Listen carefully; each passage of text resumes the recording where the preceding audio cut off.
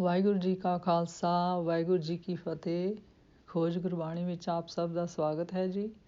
ਸਭ ਨੂੰ ਜੀ ਆਇਆਂ ਜੀ। ਆਓ ਅਸੀਂ ਸਾਰੇ ਮਿਲ ਕੇ ਪਹਿਲਾਂ ਸ਼ਬਦ ਦਾ ਉਚਾਰਨ ਤੇ ਉਸ ਤੋਂ ਉਪਰੰਤ ਉਸ ਦੇ ਅਰਥ ਕਰਾਂਗੇ। ਸਿਰ ਰਾਗ ਮਹੱਲਾ ਪਹਿਲਾ। ਮਨ ਝੂਠੇ ਤਨ ਝੂਠਾ ਹੈ, ਜੇਵਾ ਝੂਠੀ ਹੋਏ। ਮੁਖ ਝੂਠੇ ਝੂਠ ਬੋਲਣਾ, ਕਿਉ ਕਰ ਸੂਚਾ ਹੋਏ। ਬਿਨਾ ਬਸ਼ਬਦੇ ਨਾ ਮਾਂਜੀਏ, ਸਾਚੇ ਤੇ ਸੱਚ ਹੋਏ। ਮੁੰਦੇ ਗੁਣਹੀਣ ਸੁਖ ਕੇ, ਫਿਰ ਰਲੀਆਂ ਰਸ ਮਾਣਸੀ। ਸਾਚ ਸ਼ਬਦ ਸੁਖ ਨੇ ਰਹਾਓ, ਫਿਰ ਪਰਦੇਸੀ ਜੇ ਥੀਏ, ਧਨ ਵਾਂਡੀ ਚੋਰੇ। ਜਿਉ ਜਲ ਥੋੜੇ ਮਛਲੀ, ਕਰਨ ਪਲਾਵ ਕਰੇ। ਫਿਰ ਪਾਵੇ ਸੁਖ ਪਾਈਏ, ਜਾਂ ਆਪੇ ਨਦਰ ਕਰੇ। ਫਿਰ ਸਲਾਹੀ ਆਪਣਾ, ਸਖੀ ਸਹੇਲੀ ਨਾਲ। ਤਨ ਸੋਹੇ ਮਨ ਮੋਇਆ, ਰਤੀ ਰੰਗ ਨਿਹਾਲ। ਸ਼ਬਦ ਸਵਾਰੀ ਸੋਹਣੀ, ਫਿਰ ਰਾਵੇ ਗੁਣ ਨਾਲ। ਕਾਵਣ ਕਾਮ ਨ ਆਵਈ, ਖੋਟੀ ਅਵਗਣਿਆਰ। ਨਾ ਸੁਖ ਪਾਈਏ ਸੋਹਰੇ, ਝੂਠ ਜਲੀ ਵੈਕਾਰ। ਆਵਣ ਵਵਣ ਡਾਖਰੋ, ਆਵਣ ਵਵਣ ਡਾਖੜੋ। ਛੋੜ ਕੰਤ ਵਿਸਾਰ। ਫਿਰ ਕੀ ਨਾਰ ਸੁਹਾਵਣੀ, ਮੁੱਤੀ ਸੋਕਿਤ ਸਾਧ। ਫਿਰ ਕੇ ਕਾਮ ਨ ਆਵਈ, ਬੋਲੇ ਫਾਇਦ ਬਾਦ। ਦਰ ਕਰ ਢੋਈ ਨਾ ਲਹੇ, ਛੂਟੀ ਦੂਜੇ ਸਾਧ। ਪੰਡਤ ਬਾਚੇ ਪੋਥੀਆਂ, ਨਾ ਬੂਝੇ ਵਿਚਾਰ। ਅਨ ਕਿਉ ਮਤੀ ਦੇ ਚਲੇ, ਮਾਇਆ ਕਾ ਵਪਾਰ। ਕਥਨੀ ਝੂਠੀ ਜਗ ਪਵੇ, ਰਹਿਣੀ ਸ਼ਬਦ ਨ ਸਾਰ। ਕੇਤੇ ਪੰਡਤ ਜੋਧ ਕੀ, ਬੇਦਾ ਕਰੇ ਵਿਚਾਰ। ਵਾਦ ਵਿਰੋਧ ਸਲਾਹਣੇ, ਵਾਦੇ ਆਵਣ ਜਾਣ। ਬਿਨ ਗੁਰ ਕਰਮ ਨ ਛੁਟਸੀ, ਕਹਿ ਸੁਣ ਆਖ ਵਖਾਣ। ਸਭ ਗੁਣਵੰਤੀ ਆਖੀਏ, ਮੈਂ ਗੁਣ ਨਾਹੀ ਕੋਇ। ਹਰ ਵਰ ਨਾਵਰ ਸੁਹਾਵਣੀ, ਮੈਂ ਪਾਵੇ ਪ੍ਰਭ ਸੋਇ। ਨਾਨਕ ਸ਼ਬਦ ਮਿਲਾਵੜਾ, ਨਾ ਵਿਛੋੜਾ ਹੋਏ। ਹਰ ਵਰ ਨਾਰ ਸੁਹਾਵਣੀ, ਮੈਂ ਪਾਵੇ ਪ੍ਰਭ ਸੋਇ। ਨਾਨਕ ਸ਼ਬਦ ਮਿਲਾਵੜਾ, ਨਾ ਵਿਛੋੜਾ ਹੋਏ।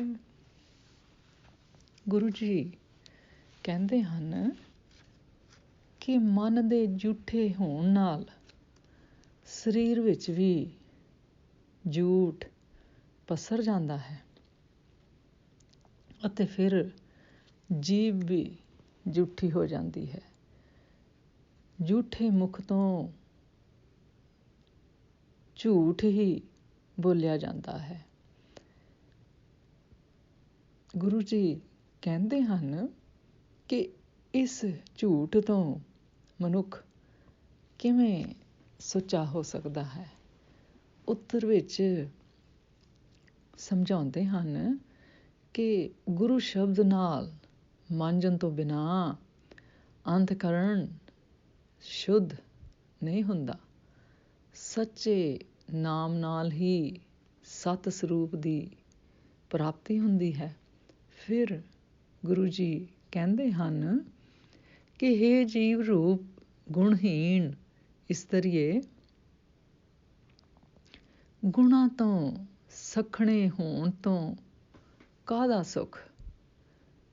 ਉਹੀ ਜੀਵ ਰੂਪ ਇਸਤਰੀ ਆਪਣੇ ਪਰਮਾਤਮਾ ਪ੍ਰੀਤਮ ਨਾਲ ਮੇਲ ਦਾ ਆਨੰਦ ਮਾਣਦੀ ਹੈ, ਜਿਸ ਨੇ ਸੱਚੇ ਸ਼ਬਦ ਨਾਮ ਨਾਲ ਪ੍ਰੇਮ ਕਰਕੇ ਸੁਖ ਮਾਣਿਆ ਹੁੰਦਾ ਹੈ। ਜੇ ਪਰਮਾਤਮਾ ਰੂਪ ਪਤੀ ਪਰਦੇਸੀ ਹੋ ਜਾਏ ਤਾਂ ਵਿਛੜੀ ਹੋਈ ਜੀਵ ਰੂਪ ਇਸਤਰੀ ਝੂਰਦੀ ਰਹਿੰਦੀ ਹੈ। ਜਿਸ ਤਰ੍ਹਾਂ ਥੋੜ੍ਹੇ ਜਲ ਵਿੱਚ ਮਛਲੀ ਵਿਰਲਾਪ ਕਰਦੀ ਰਹਿੰਦੀ ਹੈ, ਭਾਵ ਤੜਫਦੀ ਰਹਿੰਦੀ ਹੈ। ਪਰਮੇਸ਼ਰ ਰੂਪ ਪਤੀ ਨੂੰ ਚੰਗਾ ਲੱਗੇ ਤਾਂ ਹੀ ਜੀਵ ਰੂਪ ਇਸਤਰੀ ਸੁਖ ਪ੍ਰਾਪਤ ਕਰਦੀ ਹੈ। ਜੇ ਪਰਮਾਤਮਾ ਆਪ ਕਿਰਪਾ ਦ੍ਰਿਸ਼ਟੀ ਕਰੇ, ਜਦੋਂ ਜੀਵ ਰੂਪ ਇਸਤਰੀ ਸਾਥੀਆਂ ਸਹੇਲੀਆਂ ਸਖੀਆਂ ਸਹੇਲੀਆਂ ਭਾਵ ਸਤਸੰਗੀਆਂ ਨਾਲ ਆਪਣੇ ਪ੍ਰੀਤਮ ਦੀ ਉਸਤਤ ਕਰਦੀ ਹੈ ਤਾਂ ਉਸ ਦਾ ਤਨ ਸ਼ੋਭਾਸ਼ਾਲੀ ਹੋ ਜਾਂਦਾ ਹੈ।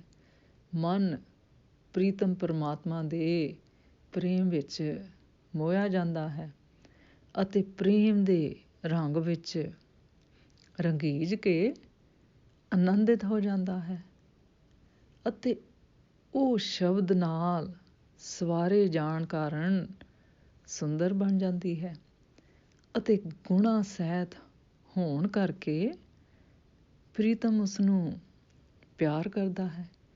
ਪਰ ਖੋਟੇ ਮਨ ਵਾਲੀ ਅਤੇ ਔਗਣਾ ਵਾਲੀ ਜੀਵ ਰੂਪੀ ਇਸਤਰੀ ਕਿਸੇ ਕੰਮ ਨਹੀਂ ਆਉਂਦੀ।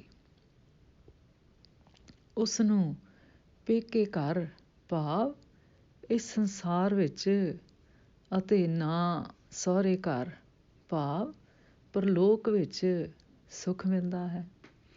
ਬਸ ਝੂਠ ਅਤੇ ਵਿਕਾਰਾਂ ਵਿੱਚ ਸੜਦੀ ਰਹਿੰਦੀ ਹੈ। ਪਰਮਾਤਮਾ ਰੂਪ ਪਤੀ ਵੱਲੋਂ ਵਿਸਾਰ ਕੇ ਛੱਡ ਦਿੱਤੇ ਜਾਣ 'ਤੇ ਉਹ ਜਨਮ ਮਰਨ ਦੇ ਔਖੇ ਚੱਕਰ ਵਿੱਚ ਉਲਝੀ ਰਹਿੰਦੀ ਹੈ। ਜੋ ਪਰਮਾਤਮਾ ਰੂਪ ਪਤੀ ਦਾ ਸੁੰਦਰ ਇਸਤਰੀ ਸੀ, ਉਹ ਕਿਸ ਸਵਾਦ ਕਰਕੇ ਛੁੱਟੜ ਹੋ ਗਈ। ਇਸ ਲਈ ਕਿ ਪਤੀ ਰੂਪ ਪਰਮਾਤਮਾ ਦੇ ਕਿਸੇ ਕੰਮ ਨਹੀਂ ਆਉਂਦੀ ਅਤੇ ਵਿਅਰਥ ਦੇ ਵਾਦ ਵਿਵਾਦ ਕਰਦੀ ਹੋਈ ਕਬੋਲ ਬੋਲਦੀ ਹੈ। ਆਪਣੇ ਦਵੈਤ ਭਾਵ ਕਰਕੇ ਉਹ ਛੁੱਟੜ ਹੋ ਗਈ। ਫਿਰ ਉਸਨੂੰ ਪ੍ਰੀਤਮ ਰੂਪ ਪਰਮਾਤਮਾ ਦੇ ਘਰ ਵਿੱਚ ਕੋਈ ਆਸਰਾ ਨਹੀਂ ਮਿਲਦਾ। ਪੰਡਿਤ ਭਾਵੇਂ ਪੋਥੀਆਂ ਪੜ੍ਹਦੇ ਹਨ ਪਰ ਵਾਸਤਵਿਕ ਵਿਚਾਰ ਦੀ ਡੂੰਘਾਈ ਤੱਕ ਨਹੀਂ ਪਹੁੰਚਦੇ। ਉਹ ਹੋਰਨਾਂ ਨੂੰ ਸਿੱਖਿਆ ਦੇ ਕੇ ਇਸ ਸੰਸਾਰ ਤੋਂ ਚਲੇ ਜਾਂਦੇ ਹਨ। ਇਹ ਸਭ ਕੁਝ ਇੱਕ ਪ੍ਰਕਾਰ ਨਾਲ ਮਾਇਆਵੀ ਵਪਾਰ ਹੈ। ਇਸ ਤਰ੍ਹਾਂ ਝੂਠੀ ਕਥਨੀ ਕਾਰਨ ਸਾਰਾ ਸੰਸਾਰ ਆਵਾਗਮਨ ਦੇ ਚੱਕਰ ਵਿੱਚ ਘੁੰਮਦਾ ਰਹਿੰਦਾ ਹੈ। ਸ਼ਬਦ ਨੂੰ ਹਿਰਦੇ ਵਿੱਚ ਵਸਾਉਣ ਵਾਲੀ ਰਹਿਣੀ ਭਾਵ ਜੀਵਨ ਯੁਕਤ ਹੀ ਸ੍ਰੇਸ਼ਟ ਹੈ। ਕਿਤਨੇ ਹੀ ਪੰਡਤ ਅਤੇ ਜੋਤਸ਼ੀ ਵੇਦਾਂ ਭਾਵ ਸ਼ਾਸਤਰਾਂ ਦਾ ਵਿਚਾਰ ਕਰਦੇ ਹਨ। ਉਹ ਹੋਰਨਾਂ ਨਾਲ ਵਾਦ ਵਿਵਾਦ ਜਾਂ ਵਿਰੋਧ ਅਤੇ ਸ਼ਲਾਘਾ ਕਰਦੇ ਰਹਿੰਦੇ ਹਨ। ਇਸ ਵਿਵਾਦ ਕਾਰਨ ਉਹਨਾਂ ਦਾ ਜਨਮ ਮਰਨ ਦਾ ਗੇੜ ਚੱਲਦਾ ਰਹਿੰਦਾ ਹੈ। ਪਰ ਧਿਆਨ ਰਹੇ ਕਿ ਬਿਨਾਂ ਗੁਰੂ ਦੀ ਮਿਹਰ ਦੇ ਇਹ ਕਹਿਣ ਸੁਣਨ ਅਥਵਾ ਗਿਆਨ ਉਪਦੇਸ਼ ਕਰਨ ਨਾਲ ਆਵਾਗਮਨ ਦੇ ਚੱਕਰ ਤੋਂ ਖਲਾਸੀ ਸੰਭਵ ਨਹੀਂ ਹੁੰਦੀ। ਸਾਰੀਆਂ ਜੀਵ ਰੂਪੀ ਇਸਤਰੀਆਂ ਗੁਣਵਾਨ ਕਹੀਆਂ ਜਾਂਦੀਆਂ ਹਨ ਪਰ ਮੇਰੇ ਵਿੱਚ ਕੋਈ ਗੁਣ ਨਹੀਂ ਹੈ। ਪਰਮਾਤਮਾ ਰੂਪ ਪਤੀ ਦੀ ਇਸਤਰੀ ਸ਼ੋਭਾਸ਼ਾਲੀ ਹੈ। ਮੈਂ ਵੀ ਅਜਿਹੀ ਬਣ ਸਕਦੀ ਹਾਂ ਜੇ ਮੈਨੂੰ ਵੀ ਪ੍ਰਭੂ ਪਰਮਾਤਮਾ ਚੰਗਾ ਲੱਗਣ ਲੱਗ ਜਾਏ। ਗੁਰੂ ਜੀ ਕਹਿੰਦੇ ਹਨ ਕਿ ਜਿਸ ਦਾ ਪਰਮਾਤਮਾ ਨਾਲ ਸ਼ਬਦ ਦੁਆਰਾ ਮਿਲਾਪ ਹੋ ਜਾਂਦਾ ਹੈ ਉਸ ਦਾ ਫਿਰ ਕਦੇ ਵੀ ਵਿਛੋੜਾ ਨਹੀਂ ਹੁੰਦਾ। ਗੁਰੂ ਜੀ ਆਖਦੇ ਹਨ, ਮਨੁੱਖ ਦਾ ਮਨ, ਤਨ, ਜੀਭਾ ਅਤੇ ਮਤ ਤੋਂ ਬੋਲਣਾ ਯਾਨੀ ਸਾਰੇ ਦਾ ਸਾਰਾ ਮਨੁੱਖ ਝੂਠਾ ਹੈ, ਭਾਵ ਝੂਠਾ ਹੈ। ਝੂਠ ਕੀ ਹੈ? ਝੂਠ ਦਾ ਮਤਲਬ ਹੈ ਮਾਇਆ ਦੀ ਰਲਾਵਟ, ਭਾਵ ਮਨ ਦਾ ਰਾਗ ਦਵੇਸ਼ ਦੀ ਦਵੈਤ ਵਿੱਚ ਆਉਣਾ। ਮੋਹ ਵਿੱਚ ਫਸਿਆ ਹੋਇਆ ਮਨ ਝੂਠਾ ਹੈ। ਇਹ ਸੱਚ ਜਾਂ ਸ਼ੁੱਧ ਕਿਵੇਂ ਹੋਏ? ਕੇਵਲ ਸ਼ਬਦ ਨਾਲ ਜੁੜਿਆ ਹਿਰਦਾ ਮਾਂਜਿਆ ਜਾ ਸਕਦਾ ਹੈ। ਮਾਇਆ ਦੀ ਗਰਦ ਲਾਈ ਜਾ ਸਕਦੀ ਹੈ। ਇਸ ਕਰਕੇ ਗੁਰੂ ਜੀ ਉਪਦੇਸ਼ ਦਿੰਦੇ ਹਨ, ਸਾਚ ਸ਼ਬਦ ਸੁਖ ਨੇ। ਮਨੁੱਖ ਦੀ ਹਾਲਤ ਉਸੇ ਤਰ੍ਹਾਂ ਦੀ ਹੈ ਜਿਵੇਂ ਪਤਨੀ ਉਦਾਸ ਹੋ ਜਾਂਦੀ ਹੈ ਜਦ ਉਸ ਦਾ ਪਤੀ ਦੂਸਰੇ ਦੇਸ਼ ਗਿਆ ਹੋਵੇ, ਜਾਂ ਜਿਸ ਤਰ੍ਹਾਂ ਥੋੜ੍ਹੇ ਪਾਣੀ ਵਿੱਚ ਮੱਛੀ ਤੜਫਦੀ ਹੈ। ਪਰ ਜੇ ਪਤੀ ਨਾਲ ਨਜ਼ਰ ਮਿਲ ਜਾਏ, ਭਾਵ ਪਤੀ ਮਿਲ ਜਾਏ, ਤਾਂ ਪਤਨੀ ਸੁੱਖ ਮਹਿਸੂਸ ਕਰਦੀ ਹੈ। ਇਸ ਕਰਕੇ ਪਤਨੀ ਨੂੰ ਉਹ ਉਪਰਾਲਾ ਕਰਨਾ ਚਾਹੀਦਾ ਹੈ ਜਿਸ ਨਾਲ ਇਹ ਸੁੱਖ ਪਤੀ ਦੇ ਮਿਲਣ ਦਾ ਮਿਲੇ। ਜਗਿਆਸੂ ਰੂਪ ਇਸਤਰੀ ਵਾਸਤੇ ਉਹੀ ਹੈ ਆਪਣੇ ਆਪ ਨੂੰ ਸ਼ਬਦ ਨਾਲ ਸਵਾਰਨਾ।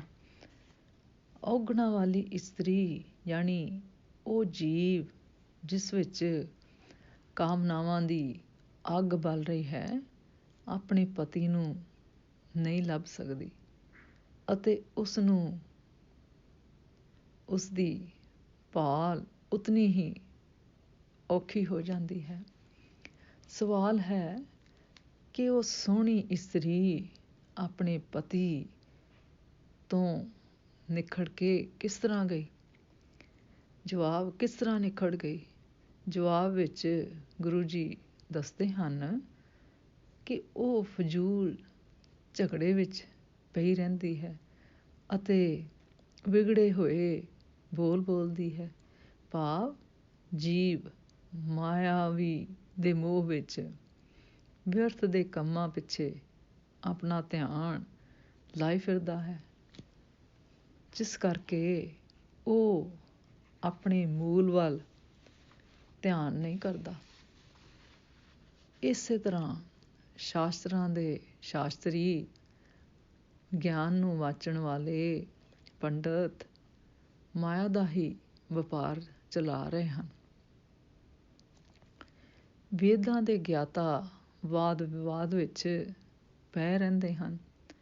ਬਿਨਾਂ ਗੁਣਾਂ ਦੇ ਇਹ ਬਾਹਰਲੇ ਕਰਮਾਂ ਦੀ ਪਕੜ ਨਹੀਂ ਛੁੱਟਦੀ। ਗੁਰੂ ਜੀ ਸਮਝਾਉਂਦੇ ਹਨ ਕਿ ਗੁਣਾਂ ਵਾਲੇ ਬਣੋ। ਤੇ ਗੁਣਾਂ ਵਾਲੇ ਕਿਵੇਂ ਬਣੀਏ? ਨਾਨਕ ਸ਼ਬਦ ਮਿਲਾਵੜਾ, ਨਾ ਵਿਛੋੜਾ ਹੋਏ। ਅੱਜ ਦਾ ਵਿਚਾਰ ਕਰਦਿਆਂ ਮੇਰੇ ਕੋਲੋਂ ਅਨੇਕਾਂ ਭੁੱਲਾਂ ਹੋਈਆਂ ਹੋਣਗੀਆਂ, ਉਸ ਵਾਸਤੇ ਮੈਂ ਖਿਮਾ ਦੀ ਜਾਚਕ ਹਾਂ ਜੀ। ਵਾਹਿਗੁਰੂ ਜੀ ਕਾ ਖਾਲਸਾ, ਵਾਹਿਗੁਰੂ ਜੀ ਕੀ ਫਤਿਹ।